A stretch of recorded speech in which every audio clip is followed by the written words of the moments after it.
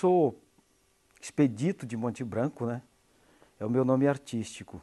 Antes de ser Expedito de Monte Branco, foi Expedito Silva, Expedito Pedro, Expedito Valença, Rembrandt. Então tinha uma coisa assim, que os colegas iam colocando o nome artístico. Áviles, que era o contrário de Silva, também me intitulo artista plástico, lá da turma do Jorapimo, Annelise Godoy, Hilton Silva, consegui expor com essa turma também, mas não me considero profissional nessa área, eu uso para o teatro. Mas o meu nome verdadeiro é Expedito Pedro da Silva, pernambucano, lá de Bodocó, nasci em 68, evidente que eu morei, acho que 1 ou 2 anos no Pernambuco. Depois meus pais vieram para São Paulo, Junquerópolis, depois Campo Grande. De Campo Grande foram para Rondônia e de Rondônia de volta para Campo Grande. O meu pai sempre foi um aventureiro, né? Então ele, naquele momento da abertura da Amazônia, o governo distribuía terras e meu pai veio com essa ideia. Evidente que ele já estava abandonando a família, esse era o grande lance, mas eu acho que ele não sabia como dizer para minha mãe que não estava mais afim. Então ele saía e minha mãe vinha acompanhando depois. E em Rondônia ele abandonou definitivamente e nós viemos para Campo Grande. Até por conta de uma irmã que estava com malária, um tio, que é o único parente que eu tenho. Eu brinco muito assim, que eu não tenho primas, tia. Enfim, a minha mãe, 2 irmãs e um tio. Essa é a família que a gente que está aí e que mora próxima, né? E é mais ou menos isso. A minha infância foi caminhando. E quando me perguntam do processo artístico, mas então por quê? Tem alguém na família que é artista? Não tem. Acho que começou em São Paulo, que foi o primeiro momento. Em Junquerópolis, nós morávamos a 1 quadra do cinema. E eu fugia de casa. Minha mãe conta, outro dia até gravei ela na varanda de casa contando os absurdos, né? Às vezes ela me amarrava para eu poder não fugir. E eu com 3 anos, 4 anos, 5 anos de idade, fugia, pulava a janela e ia para o cinema. Escondido, eu com os 2 filhos do dono do cinema. Ali eu já assisti os Trapalhões. Eu tenho uma ideia de ter assistido filmes do Davi Cardoso lá. Até por isso eu sou fã desse cara, que é nosso, que é sul-mato-grossense, e que hoje, graças a Deus, é meu amigo. Então era um sonho de infância. Ali eu fui vendo filmes, até filmes que eu não podia assistir, mas escondido. Então a imaginação criativa começou ali, esse processo. E depois essa passagem por Campo Grande, depois Rondônia, e aí na volta, aquela coisa dentro da gente de, olha, eu quero ser artista. Assistia Os Trapalhões achando que era teatro. E é muito estranho isso, porque a maioria das pessoas, e eu até tenho esse, digamos, um certo receio, eu ministrei muitas oficinas de teatro e parei em 2005, porque eu percebi assim, que principalmente em Campo Grande, em Mato Grosso do Sul, as pessoas querem fazer teatro pensando na televisão. Acho que a formação de um bom ator está no teatro, que é ali, é frente a frente, é com outra pessoa, é energia, é o calor. Se tem 10 pessoas é uma coisa, se tem 100, outra coisa, se tiver 1000, outra história. E você muda a cada dia. Hoje eu tenho um comportamento, dependendo do clima que está lá fora. Amanhã, se está um sol maravilhoso, o meu clima, o meu astral muda. Eu gosto do teatro por isso. E aí eu queria fazer teatro, mas por conta dos Trapalhões. Aliás, um sonho de infância assim, que eu sempre tive era atuar com os Trapalhões. Nossa! E sempre gostei de ler muito. Então, em Rondônia, nós moramos em Presidente Médici e aí não tinha energia elétrica. Então é evidente que tinha um motor, um gerador movido a diesel que ligava acho que 6 da tarde ou 7 e desligava às 10. E aí você tinha a geladeira a gás, você tinha a televisão a bateria, era o momento de assistir. E aí os Trapalhões, que era o programa da família brasileira depois do Fantástico. Então era um horário nobre, assim, no domingo, todo mundo assistindo os filmes, e eu sempre gostei muito dos Trapalhões. Acho que começa aí o desejo, primeiro em Junquerópolis, né, com os Trapalhões, e aí com o Davi vendo aqueles filmes, Mazzaropi, né, e depois vai para Rondônia e continua essa... E viemos para Campo Grande, eu com 10 anos já era funcionário público, porque eu fui o primeiro mirim de Campo Grande a conseguir emprego.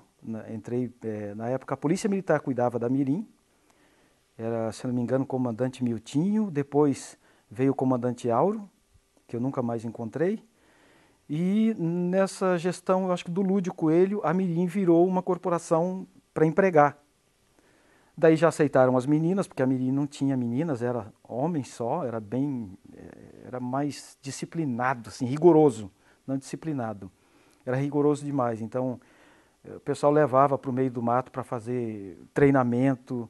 Você tinha que, segunda, quarta e sexta, 7 horas da manhã, tá lá em frente da mirim para poder marchar, para poder cantar os hinos, para hastear a bandeira. Então, assim, era bem militar, digamos.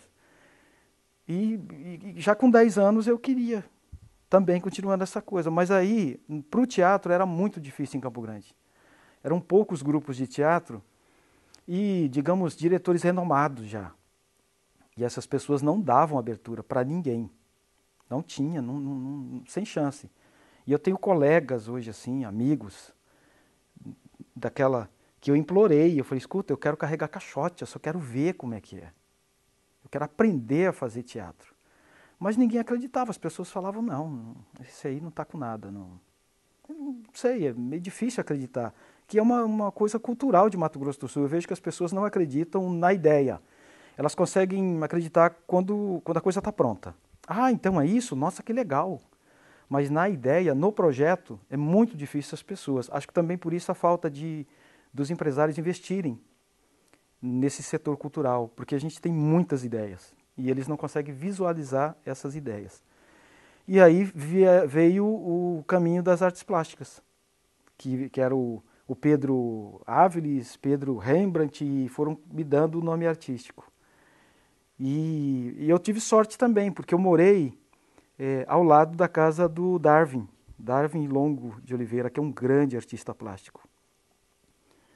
E naquela conversinha ali de vizinho, eu garoto conversando, não, cara, você tem que pintar, não, vamos lá.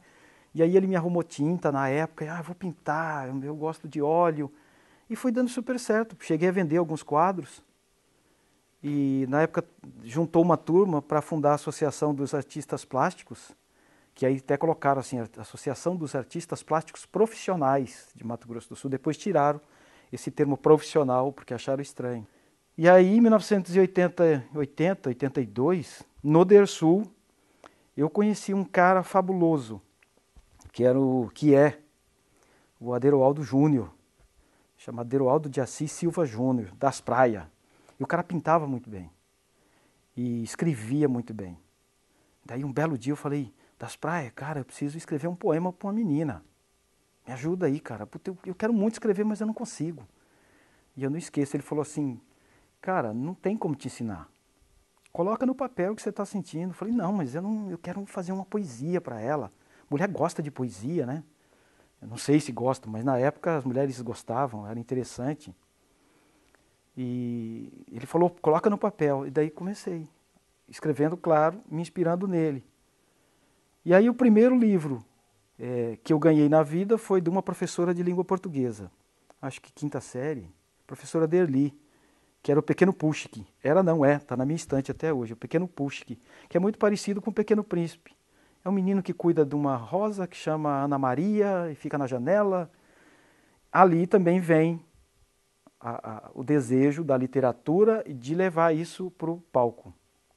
Evidentemente, escrevendo poesia, a professora Derli, na escola Martim Lutero, que era uma escola luterana, que não existe mais, onde eu estudei acho que de quarta a oitava série, até a oitava série, ela pedia trabalhos, vamos fazer o trabalho 7 de setembro.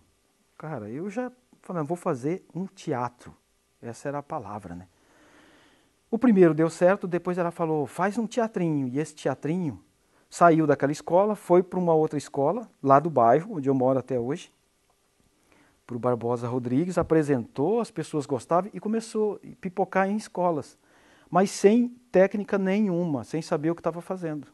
Pegava um blazer roxo, com um botão gigante, uma rosa gigante, que muito tempo depois eu vejo o Falcão e falo, caramba, olha o que a gente estava fazendo.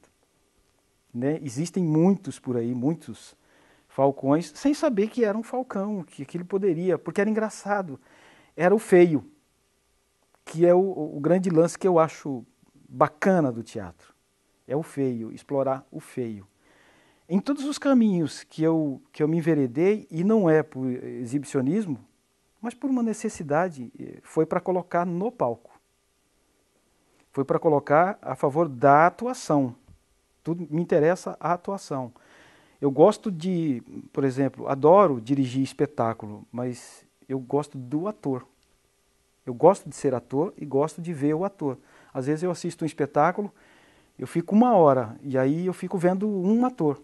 Então no Dersu eu peguei esse caminho enquanto eu trabalhava lá, na Mirim, depois efetivei no concurso público, fiquei 18 anos lá. Não sou tão velho, mas olha só, já fiquei 18 anos no serviço público, conheço o lado de lá e o lado artístico. Acho que por isso que eu sou meio polêmico quando eu critico algumas ações culturais dos nossos gestores de cultura. E dizem, não é tão fácil. Eu falo, mas eu já estive desse lado aí. Eu sei que não é tão fácil, mas estando aqui também não é tão fácil.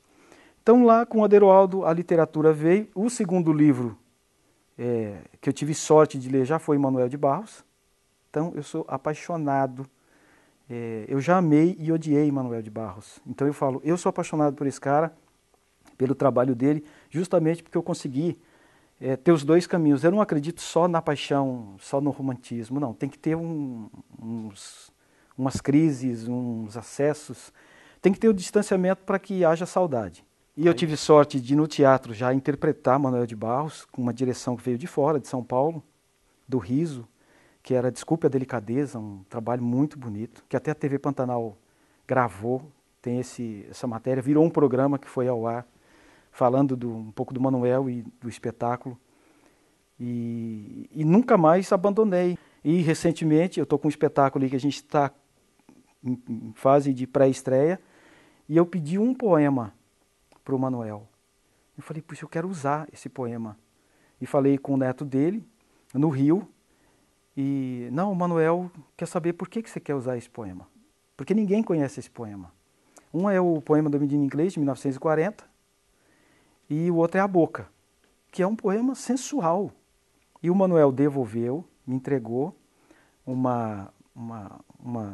documento autorizando. E aí ele pediu, já peça logo tudo que você quer. Aí eu fiz uma lista, né, de poemas que as pessoas não conhecem muito. Inclusive esses dois. E ele me deu autorização e tirou o nome do espetáculo. E aí colocou assim, que eu tenho liberdade para usar onde eu bem quiser. Pô, então vem isso, vem da poesia, às artes plásticas. Depois eu falei, eu quero ser escultor, aí eu fui fazer escultura em madeira. Aí tirei minha carteirinha de artesão, aí expus por muito tempo na casa do artesão. Aí comprei um violão, que eu falei, música não é para mim, porque era muita coisa. Nós tínhamos um festival sul-mato-grossense de teatro, que eu acho que parou na 30ª edição, mas eu só podia assistir, nenhum grupo me deixava entrar, nenhum grupo. E aí lá eu conheci o Marcelo Mesquita, que tinha um grupo de teatro que era da Igreja Messiânica. Daí eu descobri, tem um cara que faz teatro, deixa eu pernambucano tem um jeitinho de... E fui me aproximando, opa, e aí, beleza, como é? E um belo dia eu vi um cartazinho, nós vamos apresentar lá no Araci. Legal, eu quero assistir, vai lá assistir. Assisti o espetáculo, depois ele, lá na Secretaria de Obras, ele me perguntou, e aí, o que você achou? Evidente que eu falei pro Marcelo, eu acho que ali tem um buraco, aqui não sei o quê, aquele figurino é isso, blá, blá, blá, blá.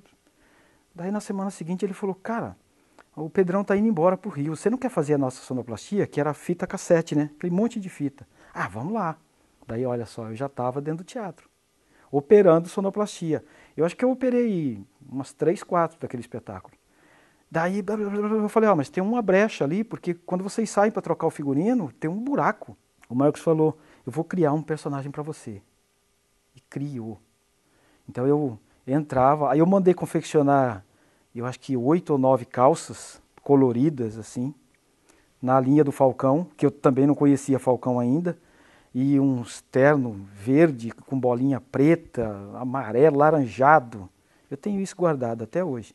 Então eu entrava dançando, dublando uma música do Amado Batista, que era Princesa, Princesa, Princesa. Então quando entrava, a plateia já falava, lá vem o cara esquisito dançando a princesa.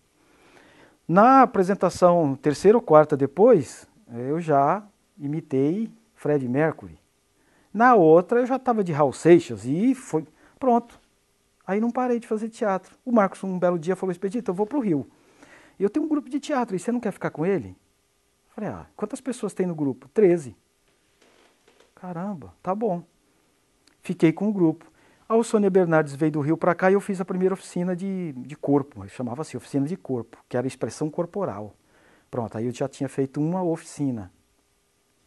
E escrevi o primeiro texto teatral, chamado Equilíbrio. É evidente que dentro do grupo eu não fui bem aceito. Eu não fui bem aceito dentro do grupo. E aí começaram aquela discussão. Nessa mostra de teatro, eu lembro que eu falei para eles assim, feito o Zagalo, falou muito tempo depois, vocês vão ter que me engolir. Eu falei, vamos fazer o seguinte, nós vamos para a mostra. Se tiver menos que 4 indicações aos prêmios, eu abandono o grupo. Mas se tiver mais que isso, aí, cara, vocês vão ter que me engolir definitivamente. E o grupo aceitou. Nós fomos para a mostra e recebemos todas as indicações. E ganhei o prêmio de melhor texto. Nossa, eu voltei de lá assim e falei, caramba, olha eu sei escrever para teatro. Claro que era poesia a favor do teatro. Só que daí o grupo não aceitou. E bibibi, numa discussão, um belo dia, a atriz... E eu tinha gasto na época, acho que 2.000, 3.000, que era muito dinheiro, com o figurino, com o cenário, eu fiz tudo. Como eu sempre fui curioso para fazer, porque gosto. E na discussão do ensaio, a menina falou assim, você não é diretor.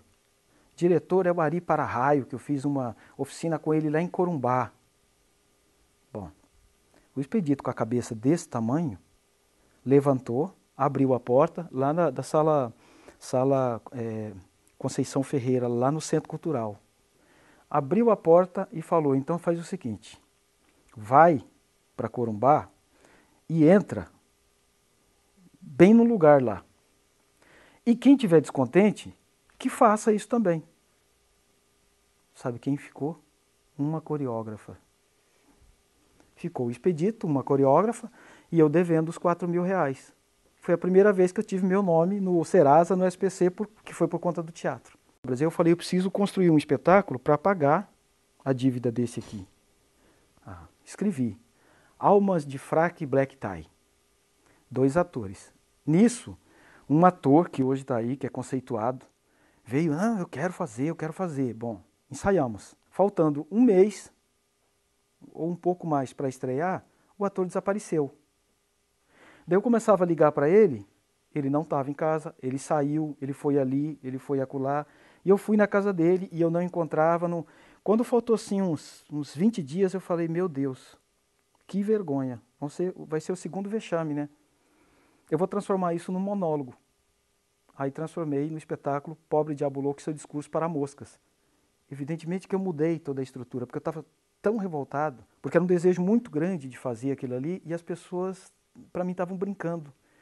Primeiro que não me deram oportunidade, depois, sei lá, me trataram, e eu não tinha tempo a perder, eu não tenho tempo a perder. Transformei no Pobre Diabo Louco, e aí sentei o cacete. Aproveitei também, incluí um monte de políticos dentro, falando mal da política, criticando um pouco a religião, falando das questões sociais do país, porque ainda, esse espetáculo está aí, é o mais antigo que eu tenho, e vez ou outra eu retomo e apresento. É um mendigo que sai de Campo Grande e o desejo dele é falar com o presidente, só que ao invés dele ir direto para cá, caminhando na estrada, ele vai para o lado de Corumbá, que foi justamente por conta dessa menina ter me dito isso. Eu falei, ele vai até Corumbá porque ele tem que falar algumas coisas em Corumbá. E automaticamente, Corumbá daqui para lá é bonito, então ele começa a citar aldeias indígenas, Aí ele fala do problema indígena. Acho que um mês depois, inscrevi no Festival Sul-Mato-Grossense de Teatro, onde tinha a elite do teatro, que está aí, hoje são meus amigos e respeito essas pessoas. Né? Alex Faria, Roberto Figueiredo, Edilton Ramos, Jair de Oliveira, Cristina Mato Grosso, tem uma turma aí de um potencial fabuloso, tanto para dirigir quanto para atuar. Temos bons atores e bons diretores, e bons dramaturgos. Mas naquele momento ninguém acreditava no Expedito, era só um Expedito. E foi muito engraçado, porque quando eu fui começar o espetáculo, um outro colega meu, assim, eu fui sair para entrar em cena porque eu saía da plateia. Quando eu saí lá de trás, que abriu aquela luz no corredor, o colega meu, hoje um grande amigo meu, levantou e falou assim, se fosse você eu nem apresentava. O Roberto Figueiredo já levou todos os prêmios. Cara, você assistiu a Megera Domada ontem? Eu falei, assisti. Ele falou, cara, já levou tudo, já ganhou. Cara, eu tava dentro da cena praticamente já. Daí eu falei, meu Deus, fiz assim, ó. Falei, peraí, então, cara, vai ter que ser dobrado isso aqui. E entrei. Olha, eu não lembro de uma outra apresentação em nenhum momento da minha vida que tenha sido tão mágico quanto aquele. Porque eu gritei, o texto começa gritando silêncio. Já manda calar a boca. Eu gritei silêncio, silêncio. E eu senti a plateia fazer assim, virou. Nossa, é arrepiante. E aí ele começou, então ele começa a contar a história, e o pobre Diabo Louco começa a contar a história do pai, do abandono, que é um pouco da minha história. Na época era o júri do festival, que vinha de fora, de São Paulo, do Rio, da Bahia, e o júri popular. As pessoas votavam, deixavam o bilhetinho. Bom, o pobre Diabo Louco pegou o prêmio de texto, ator, eu não sei se direção, e foi pegando, cenografia, quase todos os prêmios foi para o espetáculo.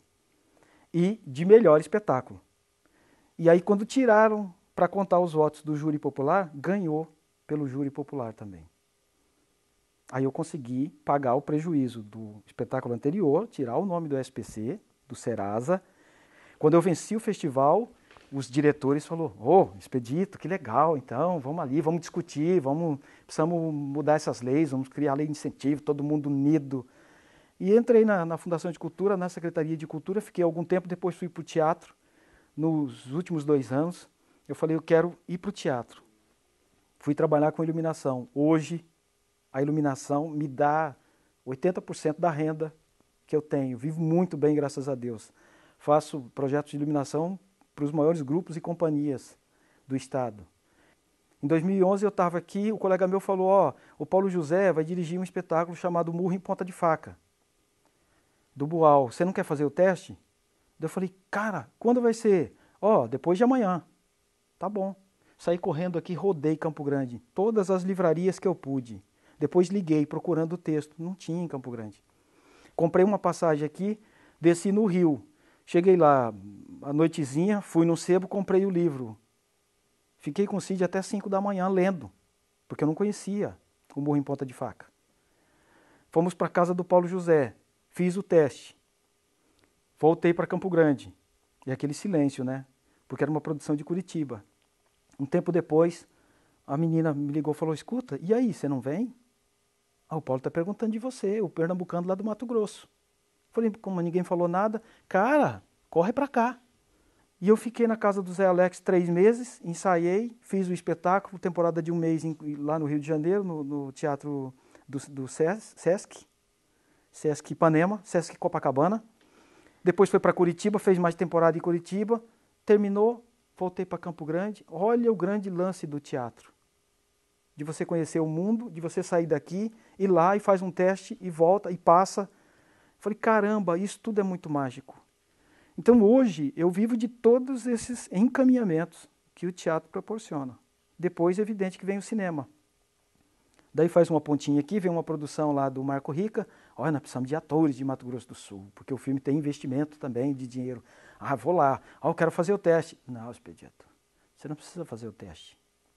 Já conheço teu material, já sabemos da tua capacidade. Tem um papel aqui, fabuloso para você. Daí você vai gravar. Daí fala, não, você Quando o cara atira no outro, você entra e cruza lá por trás, deixa e vai embora. Esse é o papel fabuloso dos nossos atores nos filmes nacionais. Aí Terra Vermelha, não, você vai lá e, cara, tem uma cena.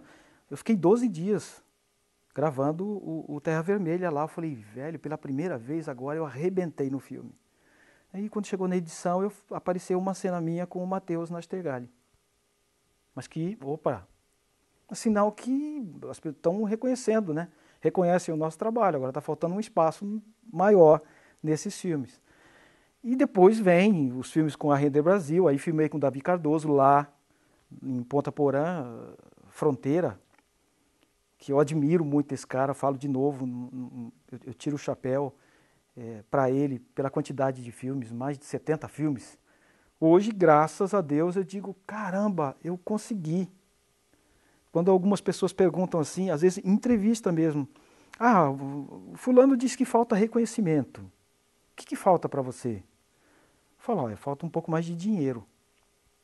Porque reconhecimento, na minha cabeça, para o caminho que eu escolhi, que é o teatro, se uma pessoa sai da casa dela, 2 pessoas, e entram no teatro, e quando abriu a cortina, eu olho e tem 2 pessoas, aquilo é reconhecimento. Ela saiu da casa dela, ela deixou de estar no conforto dela, ou no churrasco, ou deixou de ir para a igreja, e está lá me vendo. Isso é teatro. Para eu andar na rua e as pessoas falam, nossa, é o Expedito, meu Deus, vamos tirar uma foto com ele. Isso é televisão. Então, para o reconhecimento teatral, eu já tenho.